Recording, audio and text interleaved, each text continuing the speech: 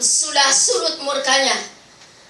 Saudara, di sini apa yang kita dapati? Dan saya tadi katakan, apa sebabnya Tuhan itu murka kepada orang-orang Israel? Oleh karena orang Israel, kalau kita melihat di dalam pasal yang sebelumnya, yaitu pasal yang pertama, walaupun mungkin kita tidak baca, tetapi dikatakan bahwa orang-orang Israel ini, di sini ada satu hal yang saya baca. Dikatakan, dengarlah hai langit dan perhatikanlah hai bumi, pasal 1 ayat yang kedua. Sebab Tuhan berfirman, aku membesarkan anak-anak dan mengasuhnya, tetapi mereka memberontak terhadap aku. Jadi orang Israel dianggap oleh Tuhan itu sebagai atau seperti anak saking dekatnya antara Tuhan dengan umatnya. Tetapi yang dijadikan anak ini justru memberontak. Tidak suka dengan apa yang dididik oleh orang tuanya atau sebagai ayahnya, yaitu Tuhan sendiri. Kemudian dikatakan lembu mengenal pemiliknya, tetapi umatku tidak memahaminya. Saudara, ini surat kedua. Yang ketiga, dia katakan celakalah bangsa yang berdosa, kaum yang syarat dengan kesalahan, keturunannya yang jahat-jahat. Itulah diantaranya. Bagaimana Tuhan itu murka atau marah? Oleh karena mereka tidak memahami, tidak mengerti apa keinginan orang tua. Saudara kita sekarang, orang tua di Jakarta, anak di sini, tapi anak tidak memahami keadaan orang tua. Kita juga jengkel kan, kita juga marah. Kemudian dikatakan bahwa umatku tidak tahu tidak memahami pemiliknya, tuannya. Itulah kelemahan ataupun senantiasa yang diperbuat oleh orang-orang Israel. Namun demikian, tetapi murkamu telah surut dan engkau menghibur aku. Murkamu telah surut. Tuhan merubah. Tuhan sendiri tidak lagi murka, tetapi dia akan menyatakan pengampunan kepada umatnya. Yang jadi pertanyaan kepada kita sekarang, adakah di dalam hati kita seperti apa yang dikatakan firman Tuhan ini? Aku murka, aku marah, entah kepada seseorang. Tetapi yang sering dan kadangkala kita marah, yang paling berat, marah dengan diri kita sendiri.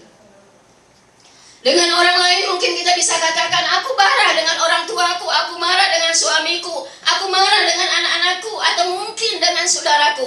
Tetapi kalau kita marah dengan diri kita sendiri, siapa yang tahu? Pernah tidak kita marah dengan diri kita sendiri? Kenapa kok aku begini?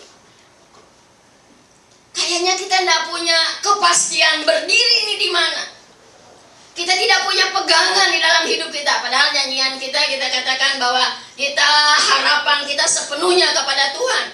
Bahwa hidup kita diambil alih semuanya oleh Kristus. Tapi kita sering marah dengan diri kita sendiri. Apakah masih ada kemarahan di dalam hati kita kepada diri kita sendiri yang kita perlu selesaikan? Kalau kita marah dengan diri sendiri, otomatis dengan yang ada sekitar kita, kita juga tidak bisa menerima kehidupan ini. Karena itu yang ada di dalam hati kita. Hati kita tidak menerima kehidupan kita. Hati kita tidak menerima apa kenyataan dan realita dalam hidup kita. Saya percaya sekitar akan jadi sasaran daripada kita. Jadi kalau kita marah kepada orang lain, kita juga harus kita introspeksi. Apa sih yang sebabnya marah? Mungkin dari dalam diri kita yang kita tidak bisa menerima kenyataan hidup. Kalau itu sudah pulih, kalau itu sudah disembuhkan, saya percaya hubungan, relasi kepada yang lain akan jauh lebih baik daripada sebelumnya. Amin. Mari kita sama-sama supaya kita tidak luka di dalam hati kita. Makanya orang suka ada inner healing atau apa yang dikorek semuanya. Yang tahu sebetulnya bukan orang lain. Yang tahu adalah diri kita sama Tuhan. Jadi tidak usah juga dibeberkan apa yang ada dalam hati kita. Kalau kita ngebeberkan ke orang lain, belum tentu orang bisa keep.